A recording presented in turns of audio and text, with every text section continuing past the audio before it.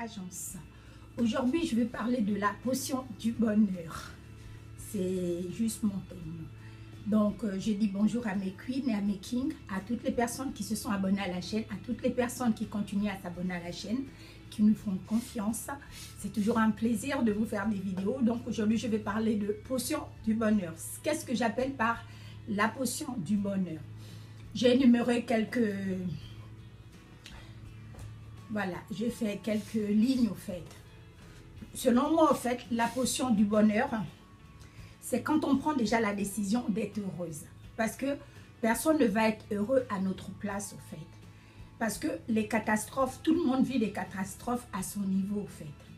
Il y a des femmes qui sont violées, il y a des hommes qui sont violés, il y a des orphelins, il y a des veuves, il y a des gens qui sont cambriolés chez eux, il y en a qui sont en décès parce qu'ils ont perdu un membre de leur famille, il y en a qui ont perdu le job de leur vie, qui se retrouvent au chômage.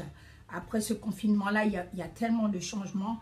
Il y en a qui ont perdu des membres proches durant le Covid-19.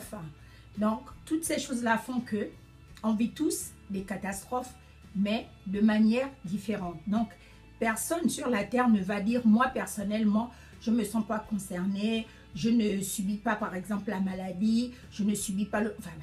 Si c'est pas la maladie qui viendra te pourrir l'existence, ça peut être le chômage. Et si c'est pas le chômage qui viendra te pourrir l'existence, ça va être un petit ami qui t'a laissé tomber. Et si c'est pas un petit ami, tu vas te retrouver orphelin à l'âge de 1 mois, de 2 ans, voilà. Donc, il y a toujours une catastrophe pour te plomber la bonne humeur, pour te plomber le moral, pour t'empêcher d'espérer, pour te montrer qu'au fait, la vie est tellement pourrie. Voilà pourquoi je parlais de potion du bonheur. Parce que la potion du bonheur, au fait, c'est quelque chose qu'on se crée nous-mêmes. Chacun fait sa potion à son niveau.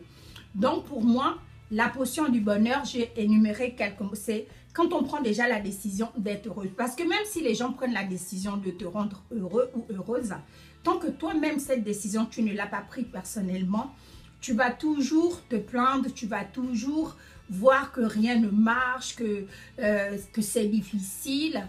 Quand tu prends toi-même la décision, tu peux te retrouver sur un champ de ruines et tu te dis, quel que soit ce que j'ai vécu, de douloureux, de pénible, je décide de vivre. Donc, tu prends toi-même cette décision et le problème reste le même. Sauf que le fait d'avoir pris cette décision déjà dans ta tête, tu verras que tu respires déjà mieux l'air et ça te permet d'avoir les idées claires au fait de savoir comment tu vas faire de sortir de cette situation qui est pénible à vivre. Après ça, j'ai comme deuxième option, je disais qu'au fait, il faudrait qu'on apprenne à rester positif. Parce que quand on sort de chez nous, partout où on va, en fait, il y aurait toujours quelqu'un qui ne va jamais être content, qui va toujours se plaindre, qui va par exemple dire que oui, ça franchement, je trouve que c'est nul. Il y a toujours des grincheux partout, au fait. Donc, quel que soit, même si tu arrives dans un lieu et qu'on te manque de respect, ou qu'on te regarde de haut, ou qu'on te méprise, ou qu'on te critique, au fait, du moment où tu prends la décision, en fait, de rester positif, quels que soient les rageux qui seront en face de toi, ça n'aura pas d'effet sur toi, en fait. Parce qu'au travers de leur comportement, tu vas juste te rendre compte que ce n'est pas des gens... ils ne méritent pas, au fait, ta confiance. Ils ne méritent pas ton amitié. Ils ne méritent pas, au fait, ta présence. Voilà. Du moment où tu as pensé comme ça, ils auront beau faire ce qu'ils ont à faire devant toi pour vouloir te dénigrer. En fait, ça ne va plus t'affecter. Ça, c'est la deuxième décision qu'il faudrait faire dans la potion du bonheur. La troisième décision, en fait, il faudrait relativiser. Parce que on peut sortir par exemple d'un divorce et on relativise. Parce que si tu ne relativises pas, tu auras l'impression que plus rien ne va être comme avant, plus rien ne va être bon. Tu vas devoir sortir des phrases comme « ouais, tous les hommes sont mauvais, toutes les femmes sont mauvaises ». Entends simplement, si tu relativises au fait, le fait de relativiser au fait réduit au fait la douleur, réduit au fait le désespoir. Tu vas te dire, quel que soit ce que j'ai traversé, même si quelqu'un m'a déçu ou quelqu'un m'a escroqué de l'argent ou quelqu'un ne veut pas me payer quelque chose qu'il me doit, au fait, tu relativises. Si tu travailles chez un employé et que tu vois que ton responsable ne veut pas te payer ton salaire à la juste valeur parce que tu as quand même fourni un travail, c'est à toi de relativiser, de te dire, c'est pas parce qu'ici ils ne veulent pas me considérer, me donner le salaire que je mérite, que je vais rester. Sinon, tout ce qui te restera à faire quand tu relativises, c'est de commencer à chercher un autre job ailleurs. Et puis, dans quelques temps, tu vas voir que ailleurs, ton CV va être retenu, tu vas passer des entretiens et peut-être que tu aurais non seulement le meilleur job, mais tu auras encore un meilleur salaire et des meilleurs avantages. Donc, c'est pour cela qu'il faut toujours relativiser. La quatrième, c'est être conscient qu'on est unique. Parce qu'on a tendance, au fait, à se fondre dans la masse. On a tendance à se dire, ouais, on est tous pareils. Oui, non, mais tel, t'es unique. Ton empreinte est unique. Donc, le fait de te considérer comme étant déjà quelque chose d'unique, aux yeux des autres, à tes propres yeux déjà, tu deviens quelque chose de précieux, quelque chose de unique. Il n'y a pas une photocopie de toi, au fait. Les gens qui sont avec toi, à part se rendre compte que, au fait, tu es un atout pour eux, tu es un bonheur pour eux. S'ils ne se rendent pas compte, quand tu iras ailleurs, tu te rendras compte au fait que les gens te considèrent comme étant unique. Et ils vont te donner tout le respect qui va avec ta personne. Donc ça aussi, c'est important.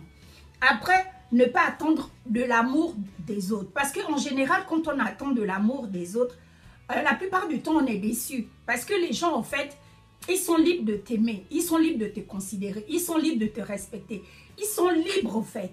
Donc, quand tu commences à te dire dans ta tête qu'il faudrait que je commence en fait, quand tu commences à prendre conscience que tu n'as plus à attendre l'amour de qui que ce soit, tu dois donner ce que tu peux aux gens, tu dois donner l'amour que tu peux les offrir. Si tu vois que tu fournis de l'amour à une personne et la personne ne s'en rend pas compte, bah tu zappes, tu passes à autre chose. Et puis après aussi, profiter de chaque instant de notre vie. On a tendance souvent à se dire, oui, non, mais comme je n'ai pas encore telle tenue, je ne suis pas en phase, je ne suis pas prête pour une sortie. Même si tu as un jean pourri et un t-shirt, tu mets ton t-shirt, tu mets ton jean, tu vas, tu t'amuses. Parce que s'il faut tout le temps attendre, toute notre vie va passer comme ça, on serait toujours en train d'attendre des choses. Ah non, j'attends d'être en couple. Oh non, j'attends un meilleur salaire. Oh non, j'attends des enfants. Oh non, j'attends. Au fait, tu es toujours en train d'attendre quelque chose. L'idéal, au fait, ce serait juste de profiter de chaque instant. Point barre. Après cela, il faut aussi cultiver la joie. Parce que la joie, c'est un remède, au fait, contre... la joie, déjà, c'est un remède contre les maladies. Quand tu apprends à cultiver de la joie, même dans la pire des catastrophes, c'est vrai que sur le coup, tu peux avoir un choc. Il faut te donner un temps, en fait. Il faut juste te dire, je m'accorde un temps pour pleurer. Mais après, quand ce délai-là est passé et que tu te serais fixé un objectif, tu t'efforces au fait d'être juste joyeuse. Tu t'efforces à sourire. Tu te forces à être positif. Parce que la joie va enlever, au fait, les mauvaises ondes. Et la joie va te procurer de bonnes ondes, au fait. La joie va te permettre de rencontrer de bonnes personnes. Parce que si tu es triste et si tu es malheureux, si tu es mélancolique, tu auras toujours tendance à attirer ce genre de personnes et ces mêmes personnes. En tant que si tu procures de la joie, tu vas avoir tendance à attirer des personnes joyeuses. C'est juste ça. Après, rester humble. Il faut toujours rester humble. Quel que soit, même si tu as raison dans une situation, apprends à rester humble. Face à l'injustice, tu peux rentrer chez toi, tu trouves ton mari avec une femme ou tu découvres que la fille pour qui tu t'es investi, au fait, elle ne mérite pas ton amour, qu'elle t'a trahi. La chose qui va te rester à faire, c'est de cultiver, au fait, de rester, de prôner pour la non-violence. Parce que si tu prônes pour la non-violence, ça va t'éviter déjà de commettre des crimes passionnels. Tu ne vas pas gâcher ta vie. Parce que si quelqu'un te fait du mal, de l'injustice, et toi tu réagis aussi dans l'injustice, tu vas te retrouver enfermé. Toute ta vie va basculer, au fait. Tu vas te retrouver en prison. En tant que ça ne vaut pas la peine. Ce n'est pas parce qu'un homme te trompe ou une femme te trompe que tu vas aller jusqu'à tuer cette personne-là. Ou bien à te venger. Il y a plusieurs manières de faire. Il y a plusieurs manières de faire. Tu n'es pas obligé d'aller dans les extrêmes. Oh, on m'a détruit, moi aussi je vais détruire. Ce n'est pas nécessaire. Ce n'est pas nécessaire. Parce que la Bible dit à Dieu la vengeance, à Dieu la rétribution. Donc c'est Dieu seul qui va te faire justice et c'est mieux. La justice de Dieu, la justice divine, elle est mieux. Parce que ce qui est sur le karma, les gens qui t'ont fait du mal, là, le karma aussi va arriver devant leur porte. Après, face à la solitude, entoure-toi au fait d'amour. Si tu sais que tu recherches des amis, tu recherches au fait des amitiés sincères, prends-toi le temps. Les amitiés sincères viendront naturellement. On a plusieurs manières de ne plus se sentir seul. Il y a les réseaux sociaux, il y a plusieurs manières. Et là-dedans, encore, il faudrait que tu tries. Parce que les réseaux sociaux aussi, il y a deux fois des faux amis, au fait. Donc, il faut juste prendre le temps. Ce qui est sûr, les bons amis vont toujours arriver. Et puis en dernier, ce serait se réjouir au maximum. Tu as mangé, tu te réjouis. Tu n'as pas mangé, tu te réjouis. Tu es au chômage, tu te réjouis. Tu as trouvé un bon job, tu te réjouis. Tu n'as pas les fringues à la mode, tu te réjouis.